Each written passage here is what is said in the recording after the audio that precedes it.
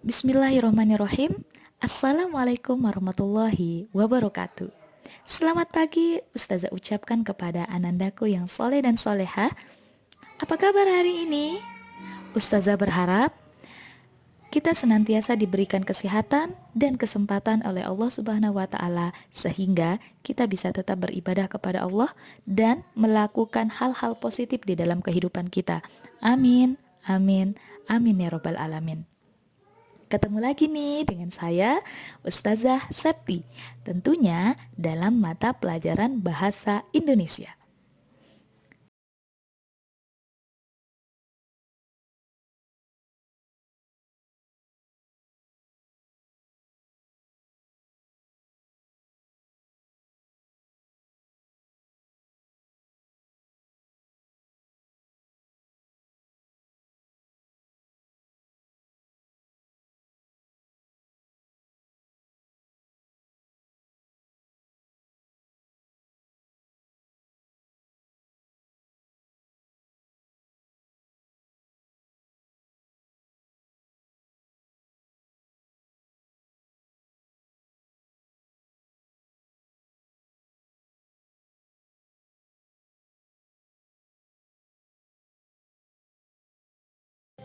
Sekarang kita sudah memasuki pertemuan kita yang kedua pada mata pelajaran Bahasa Indonesia. Kemarin kita sudah membahas tentang pengertian teks deskripsi, ciri-ciri teks deskripsi, jenis-jenis teks deskripsi, dan bagaimana cara kita untuk menemukan informasi penting di dalam teks deskripsi itu sendiri. Sekarang Ustazah mau tanya nih, kira-kira hari ini kita akan membahas tentang apa? Ayo coba tebak, materi apa nih kira-kira yang akan kita bahas pada pagi hari ini? Baiklah, materi yang akan kita bahas yaitu satu, mengenai struktur teks deskripsi. Yang kedua, kita akan membahas tentang kaidah kebahasaan teks deskripsi.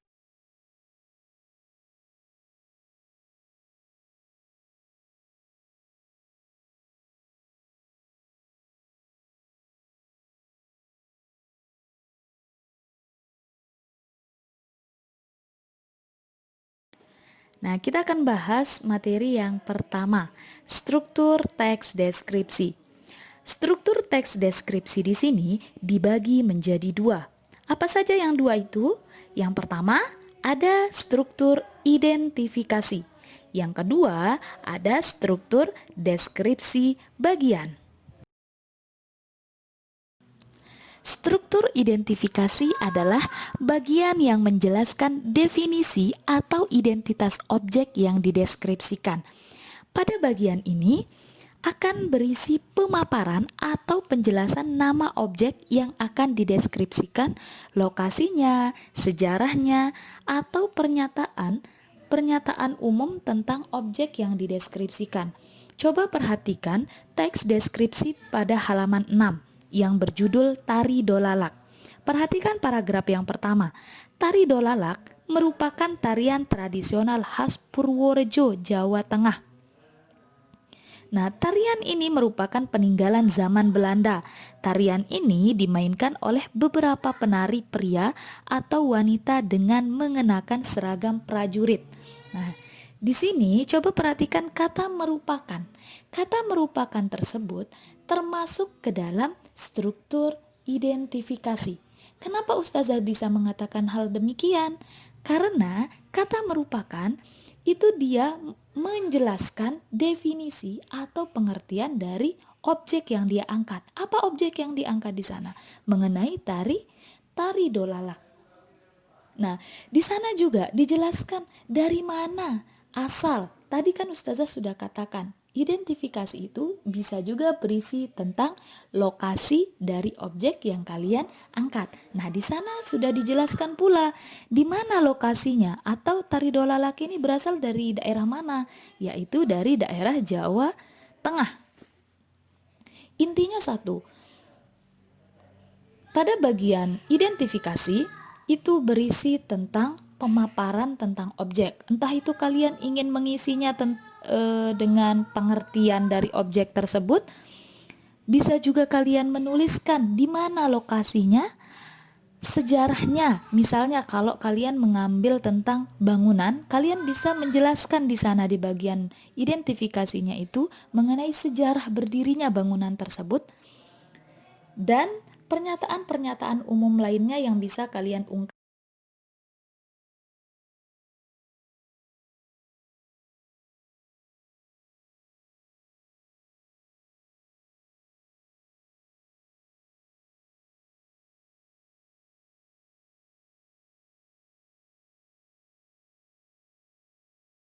Struktur yang kedua yaitu deskripsi bagian.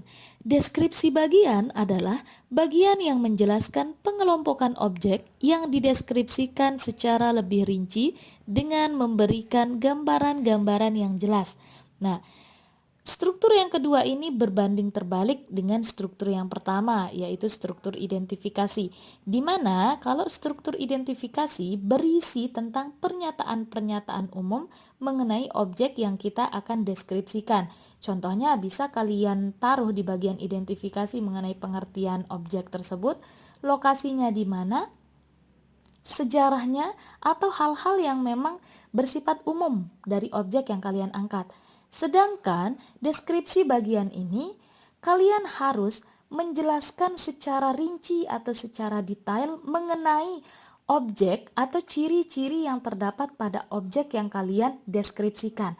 Misalnya, kalian ingin mendeskripsikan tentang bunga mawar, maka kalian harus mendeskripsikannya mulai dari akarnya, bentuk batangnya, apakah bunga mawar itu memiliki duri, daunnya berbentuk seperti apa, warnanya merahkah, kuning, pink, dan lain sebagainya. Jadi, kalau pada bagian deskripsi bagian ini, kalian harus menjelaskannya secara rinci sesuai dengan apa yang kalian lihat pada objek yang kalian deskripsikan. Jadi dideskripsikan.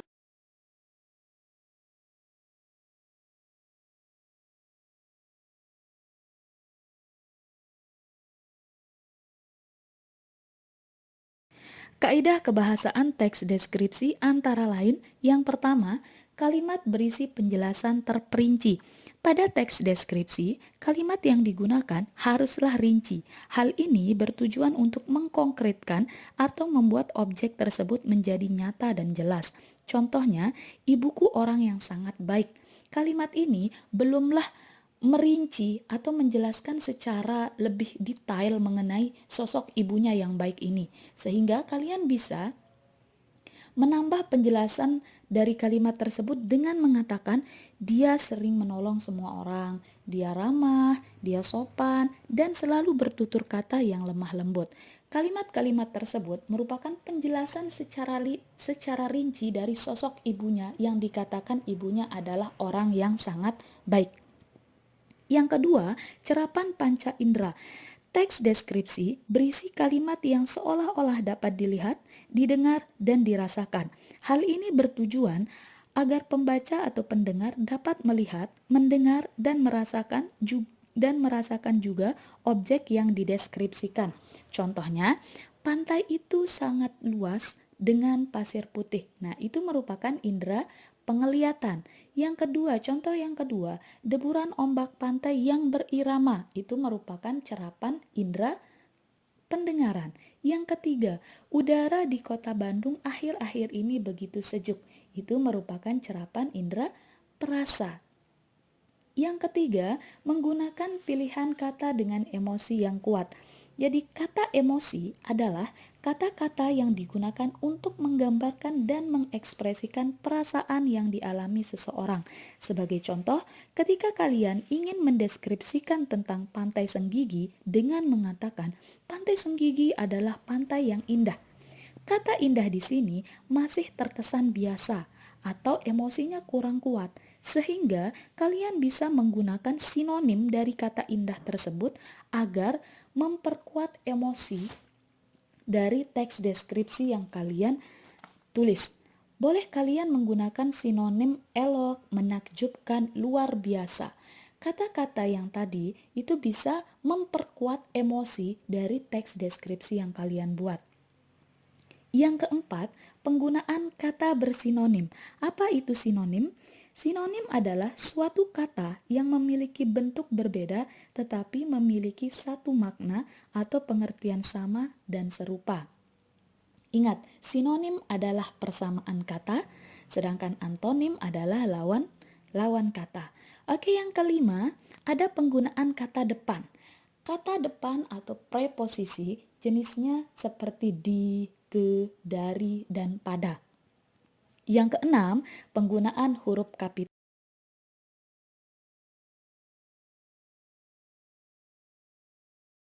Sekian yang dapat Ustazah sampaikan pada pagi hari ini. Semoga apa yang sudah kita pelajari itu bisa bermanfaat bagi kita semua. Untuk menutup pembelajaran kita pada pagi hari ini, marilah kita sama-sama membaca Alhamdulillah. Alhamdulillahirabbil alamin. Wabillahi taufik wal hidayah. Wassalamualaikum